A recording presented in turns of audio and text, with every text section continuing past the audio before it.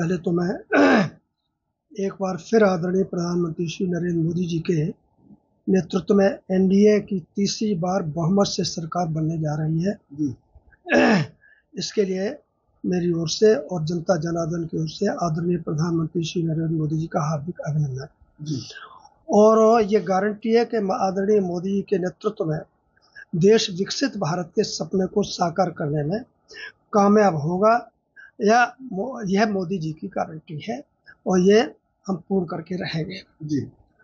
चुनाव के दौरान मेरा तो लंबे अरसे से स्वास्थ्य ठीक नहीं चल रहा था, इसलिए मैं प्रवास पर तो ज़्यादा नहीं गया, लेकिन इस जीत की खुशी में भी हम सरकार बनाने जा रहे हैं। मैं उत्तर प्रदेश में जो वर्तमान राजनीतिक स्थिति और परिस्थिति बनी है उसमें अपने को खुद को अलग नहीं कर पा रहा। मैं खुद बहुत आहत अपने को महसूस कर रहा हूँ कि हमारी पार्टी, जिसको कम से कम कायदे से 75 सीट जीतने चाहिए थे, आदरणीय प्रधानमंत्री जी ने 80 सीटें जीतने का और शीर्ष नेतृत्व ने आह्वान किया था। तो आखिर कहाँ चूक हो गई, इस पर हमारे शीर्ष नेतृत्व को चिंता करने की आवश्यकता है।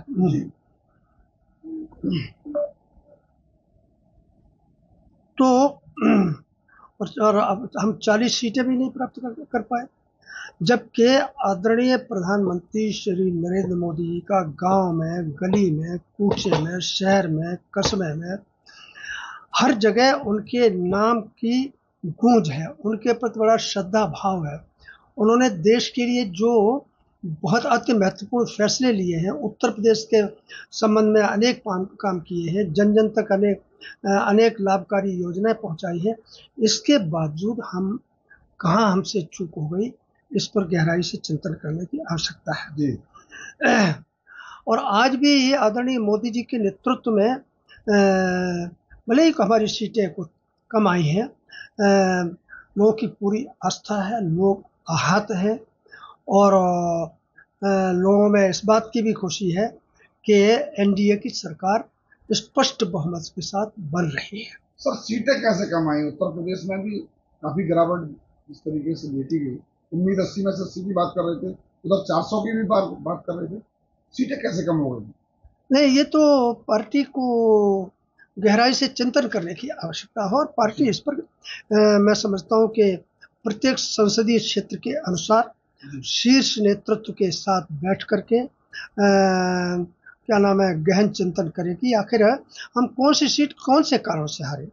और इसी में यदि किसी विधायक ने, किसी बड़े नेता ने, चाहे वो जिला स्तर का रहा हो चाहे अन्य स्तर का रहा हो, और किसी ने यदि भितरघात किया है, तो वो पार्टी के साथ तो विश्वास, खून पसीना एक कर रहे थे और उनके इस फैसले को भी लोगों ने न स्वीकार करके, और ये तो एक तरीके से पार्टी के साथ विश्वासघात किया ऐसे लोगों ने। और इसकी जांच जो है गहराई से होनी चाहिए, प्रत्येक जिले अनुसार होनी चाहिए कि कौन कौन ऐसे लोग हैं जिन्होंने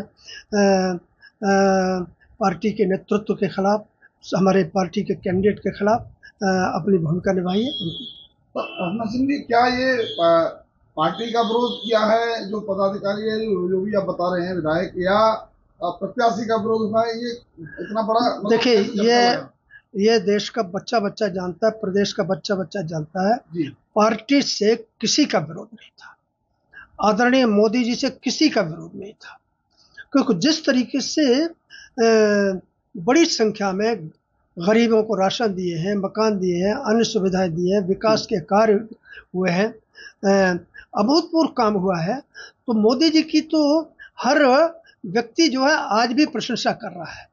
जहाँ पर हार गए हैं वहाँ पे अपने लोग आहत हैं, लेकिन कहीं न कहीं किसी न किसी कड़ी पर कहीं कुछ बड़ी चूक हुई है, जिसके कारण से हमारे खिलाफ ये क्या नाम है परिणाम आए हैं, और इसकी पार्टी मैं समझता हूँ कि पूरी गहराई से जांच करेगी। सर, किसे जिम्मेदार मानते हैं? आपने लिखा है कि मतदाता दोषी है। नहीं, मैंने मतदाता दोषी नहीं है, मैंने ये कहा है, सुनिए, कि क्या प्रत्याशी के व्यवहार के कारण से किसी में असंतोष है या कार्यकर्ता उसके लिए जिम्मेदार है या मतदाता दोषी है, ये जांच का विषय है।